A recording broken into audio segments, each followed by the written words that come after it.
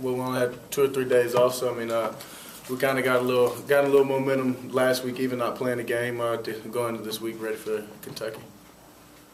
What have you seen much from Kentucky yet, or is it still kind of too early in the process to see what they kind of do? No, I mean, we've watched film. We watched a bunch of film through the bye week and earlier this week and through this weekend. But, yeah, they kind of do a little funky things, but they're a good team regardless of what happened last week. We know what they're capable of, and they're still a good team. I know you obviously didn't want Jamion to be hurt for a couple games, but with him out, it seems like guys like Durunya stepped up and kind of became main guys. I mean, what have you seen from Durunya that's allowed him to kind of take that extra step? I mean, yeah, he's a big-time receiver. And I mean, I think even with Jamion on the field, he's still a big-time receiver. He gives us the matchups outside. Along with the Fred Ross, Fred Brown, Robert Johnson, I think we have guys all across the board. Gabe Miles and Jamal Graham have stepped up a bit. I mean, huge for us in Jamion's position. And I honestly don't think we missed a beat. Jamion's very key to this offense, and we need him to be successful as we want to be. But guys have stepped up, and we really hadn't missed a beat. Kind of speaking about replacements, Charles Sidaway, Gabe Jackson gone, Damian Robinson goes down in the fall camp. What's it been like, with the new line? It doesn't really seem like they've skipped a beat. No, not at all. I mean, it's a group, and we trust each other. No matter if any of them go down or get taken out, as you saw in the Texas A&M game. We have guys that stepped in and played, and I mean, everybody knows their role in this team, and they're ready to contribute as much as they can, and they're ready to take on a bigger role and embrace that process and embrace whatever we need them to do.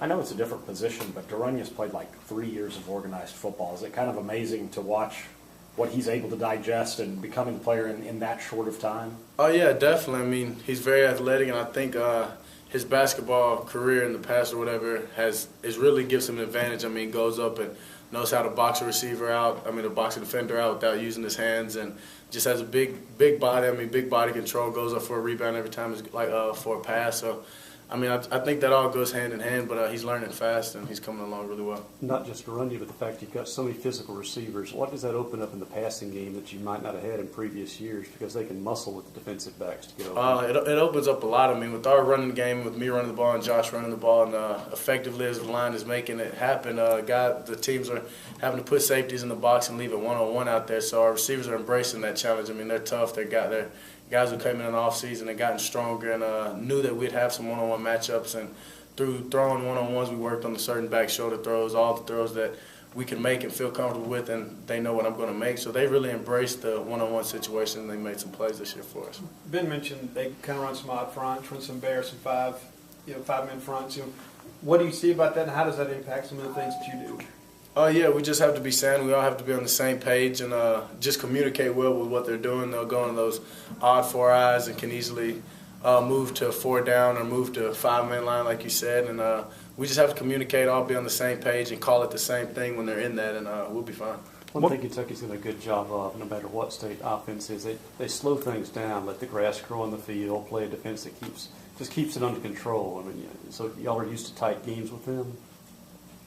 In the past, is that what you're asking? Yeah. I mean, yeah, I guess we're not really. Honestly, think we took out the last year's cut-up. They're kind of a different defense this year. They're doing more things than they did last year, and a little bit, like we said, with the defensive line, it's really completely different from last year. So we're not looking back in the past. We're a team that's worried about now and worried about what they've done this season. What kind of things are you taking as one of the leaders of this team to kind of keep this team from having a letdown this week?